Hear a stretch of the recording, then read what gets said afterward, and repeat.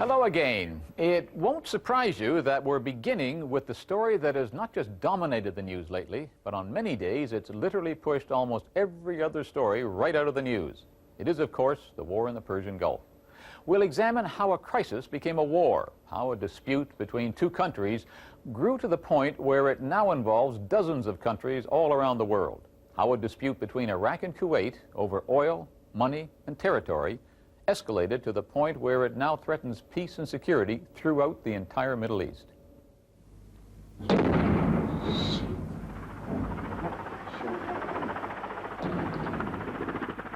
Kuwait City, the first week of August. Kuwait is an occupied country, occupied by the largest army in the Arab world. What little Kuwaiti resistance that remains is fighting a losing battle against an overwhelming Iraqi force. Talks between the two countries to resolve their disagreements had collapsed, and on the night of August 2nd, tens of thousands of Iraqi soldiers and hundreds of tanks and armored units had swept across the border in a lightning assault. Iraq had invaded Kuwait. Will those in favor of the draft resolution... August 6th, the United Nations. The UN Security Council votes to impose a total embargo on trade with Iraq. Of the 15 council members, none votes against. 2, Cuba and Yemen, abstain. We must now take the extraordinary steps provided for in Article 41 of the Charter to exert the necessary additional pressure on Iraq to end forthwith its aggression and occupation of Kuwait. We need to discuss full and total implementation of these sanctions, ruling out nothing at all. These sanctions must be enforced. Within hours, American jets, thousands of U.S. Marines, and 3 aircraft carriers were heading towards the Gulf. In a response from Iraq, Saddam Hussein vowed, "We would rather die than be humiliated." And he said, "We will pluck out the eyes of those who attacked the Arab nation." A line has been drawn in the sand. The situation's uncertain. We don't know how long it will last. We don't know when it will end. Who needs a bottle of water? We're going to go to 6 with NCO. If you need a bottle of water, come on over here. By August 8th, U.S. forces were setting up at bases in Saudi Arabia. They're there in a defensive mode right now, and therefore that is not the mission to drive the Iraqis out of Kuwait. We have economic sanctions that I hope will be effective to that end. Still, through a spokesman on Iraqi TV, Saddam Hussein refused to withdraw. He said Iraq was just taking back territory which was rightfully its to begin with. Iraq's Revolutionary Command Council warned that to all the fleets and planes in the world, whether inside or outside the Arab homeland, we will fight your criminal force. The blood of our martyrs will burn you. I believe that the area is passing through one of the most dangerous crises it's ever faced. We are a member of military alliances. We stand for some fundamental values and principles. And one of them is resistance to aggression on innocent states, members of the United Nations, and friends and allies of Canada. Our intent would be to operate in the Arabian Sea area for the time being. August 10th, and the announcement that Canada will send 3 ships, 2 destroyers and a supply ship, to the Gulf. Their mission? To enforce the sanctions against Iraq. That same day, the Arab world held an emergency summit in Cairo. Egyptian President Hosni Mubarak described the situation in the Gulf as explosive. Iraq's representative, though, refused to give an inch. We are not going to negotiate anything here under the American intimidation. 12 of the 20 Arab delegations voted to send troops to stand alongside the Americans in Saudi Arabia. The Arab world was split between those supporting the Americans in the UN and those supporting Arab Iraq against the outsider. August 12th, 10 days after the invasion, and Saddam Hussein makes a peace proposal. Again, it was through a spokesman on Iraqi TV. He calls for the American troops in Saudi Arabia to withdraw, or the UN trade embargo to be canceled. And for the first time, he links the Gulf crisis to the Palestinian question, the question of an independent homeland for Palestinians in the Israeli-occupied West Bank and Gaza Strip. The response from U.S. President George Bush is no. We put out a statement on that which says it all.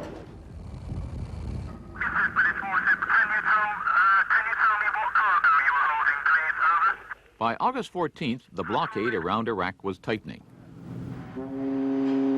10 days later, 3 Canadian warships and 934 men and women left Halifax to help out.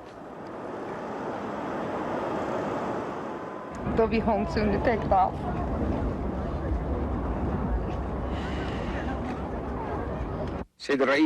Mr. President, this resolution is unjustifiable. August 25th, and the UN Security Council authorizes the use of all necessary force to block goods going into or coming out of Iraq. Will those in favor of the draft resolution contained in document S/21640 please raise their hand? That afternoon, Saddam Hussein complains of a double standard at the UN. And Israel has not withdrawn. And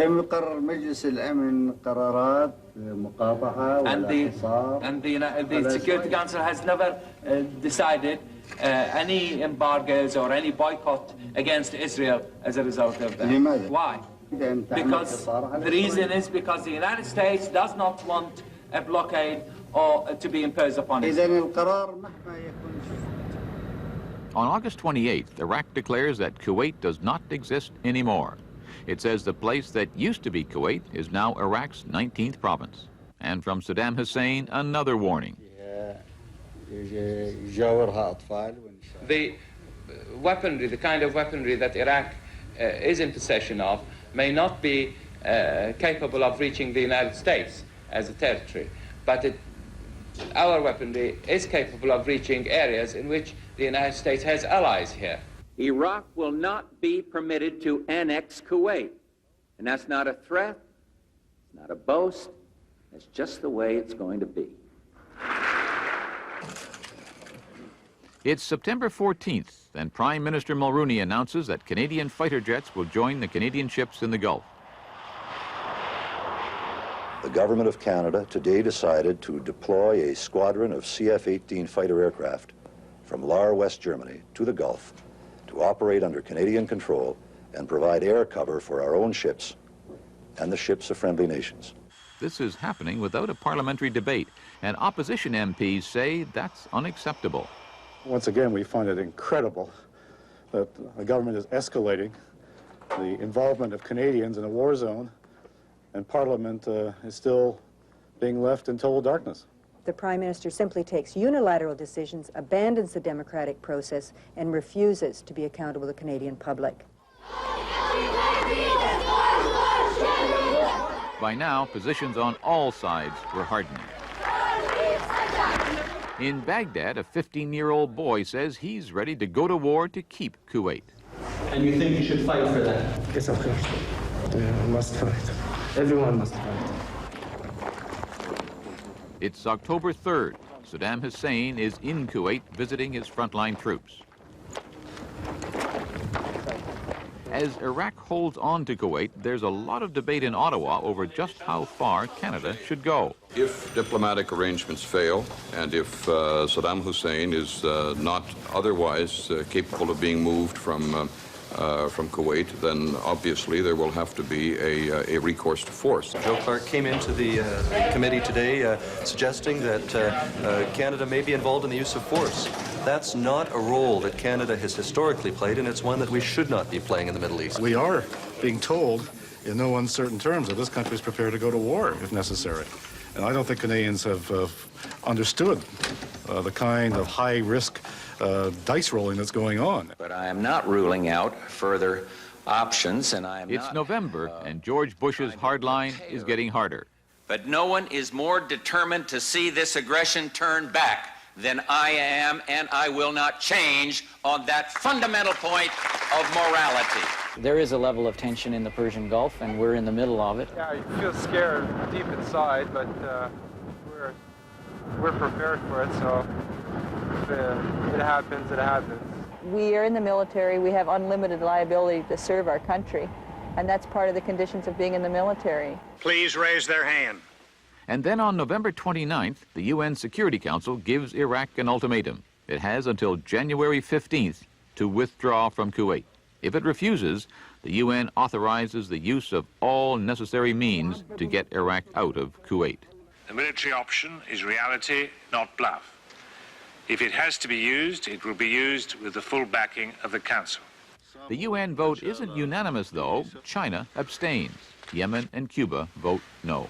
Cuba believes that it would not be advisable to adopt a resolution which constitutes a virtual declaration of war.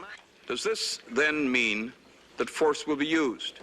That, Mr. President, is up to Iraq. It is not yet too late to solve this peacefully, and indeed a peaceful solution is the desire of us all. It aims to intimidate Iraq, and Iraq has made it officially that Iraq would not be intimidated by the Security Council or by the United States. There is defiance in Baghdad as well.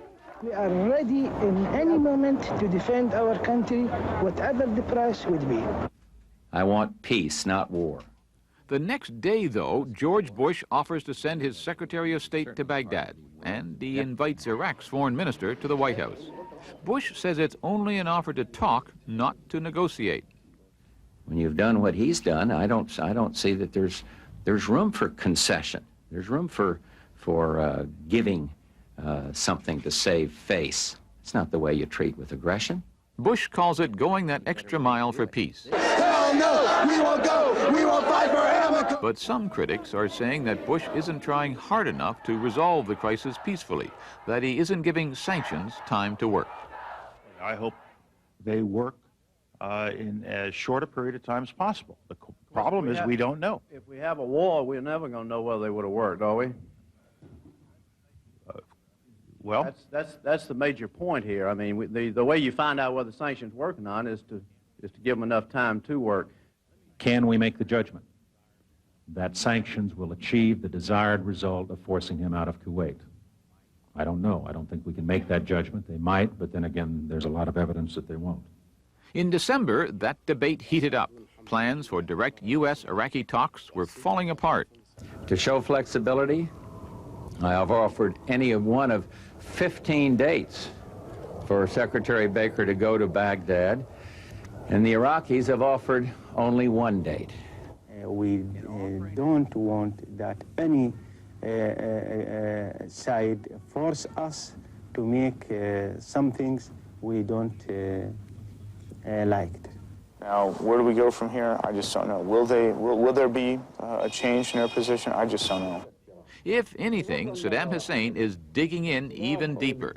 On December 21st, he tells German television that Iraq will not withdraw from Kuwait by the UN deadline. If he doesn't obey the resolutions and he doesn't retreat to Kuwait, then there very probably will be conflict. The new year comes, and just 3 days into it, 12 days before the deadline, George Bush makes what he says is one last attempt at peace. This offer is being made subject to the same conditions as the President's previous attempt. No negotiations, no compromises, no attempts at face-saving, and no rewards for aggression. Iraq accepts. U.S. Secretary of State James Baker and Tariq Aziz will meet on neutral territory in Geneva on January 9th.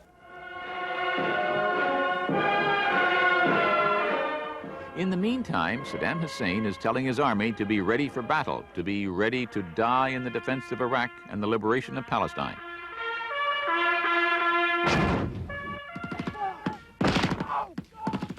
The U.S.-led coalition is getting ready for battle, too, with live ammunition exercises in the Saudi desert.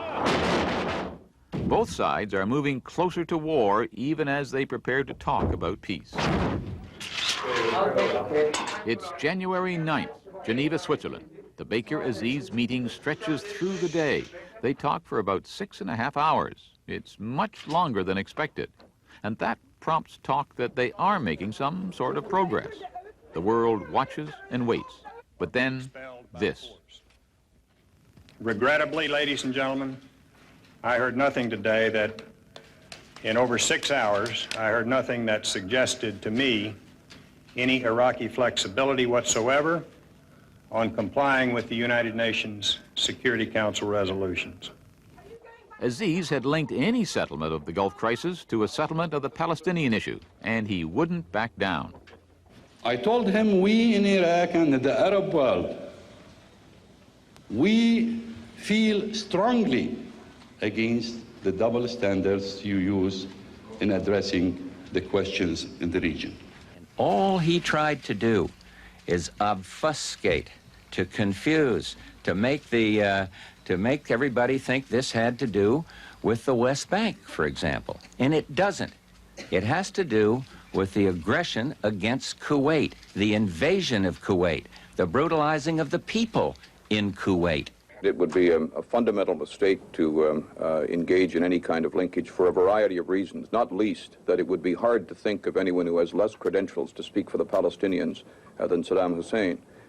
He is adopting their cause as a desperate last-moment lever. And so with both sides refusing to back down on anything, and with hopes for peace dashed, the countdown to the UN deadline begins. There are a few last-minute initiatives, but none of them work. January 15th, the day of the deadline, and there is this final appeal. As 15 January advances and the world stands poised between peace and war, I most sincerely appeal to President Saddam Hussein to turn the course of events away from catastrophe and towards a new era of justice and harmony based on the principles of the United Nations Charter. For his part, George Bush isn't saying very much. Outside the White House, demonstrators hold a vigil for peace. We want peace! We want peace! There are peace demonstrations in Ottawa as well, as Parliament holds an emergency debate on the crisis. If, however, Mr. Speaker, Saddam Hussein continues to reject the will of the United Nations, Canada will join with the United Nations in expelling him from Kuwait by force. Liberal leader Jean Chrétien argues that there are still other ways to stop Saddam Hussein. We always said that embargo, sanctions, and diplomacy are preferable to bullets, Mr. Speaker. In the end, most liberals will support the motion. The New Democrats, however, will not. I rise, therefore, today, Mr. Speaker, as leader of my party, and on behalf of millions of Canadians, to say no to the government's proposal to support war, no to an offensive military role for Canada, no to Canadian participation in an unnecessary and deadly war. CBC reporter Patrick Brown spends deadline day in Baghdad. With the deadline for war only hours away, Iraqis attended government-sponsored demonstrations all over the country.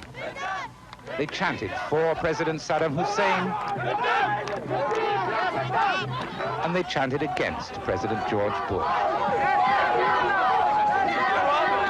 Unable to set an American flag on fire, teenagers rip it to shreds instead, while their mothers wave Kalashnikov assault rifles in support of their leader. This is an official demonstration, and everyone supports the official view, spontaneously. I'm afraid. No. Afraid because blood. No. I can't. You are not afraid. I love Saddam Hussein. I don't love Bush because he wants to kill. Generals are said always to be preparing for the last war, not ready for the next one. The atmosphere here is a little like that.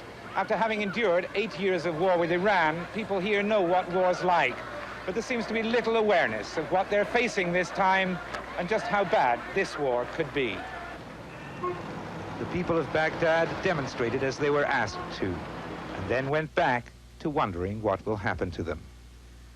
George Bush says he wants to avoid civilian casualties. Everyone knows they cannot be avoided if the city is attacked. But there's no panic here. People are buying food for today, not stocking up for tomorrow or the next day. Other than that, as always for civilians in time of war, there's nothing to do but wait. other side of the wall. The question on everyone's mind is, will the U.S.-led coalition attack?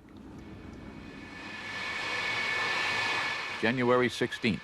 The answer comes just 18 hours and 45 minutes after the deadline.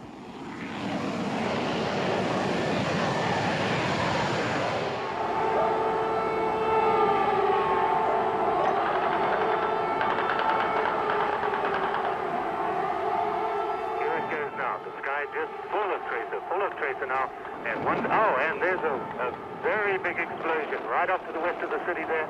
There are guns, and there's more explosions on the western edge of the city. Let me see if I can get just over towards the edge of the window. Maybe you can hear this. Wow, what a sight. What a sight. A lot of flak going up in the air, all these tracers crossing, white blinking. Two big explosions. I can now see a pool of smoke out there. The liberation of Kuwait has begun. As of 7 o'clock p.m. Eastern Standard Time, Operation Desert Storm forces were engaging targets in Kuwait and Iraq. President Bush will address the nation at 9 o'clock p.m. tonight from the Oval Office.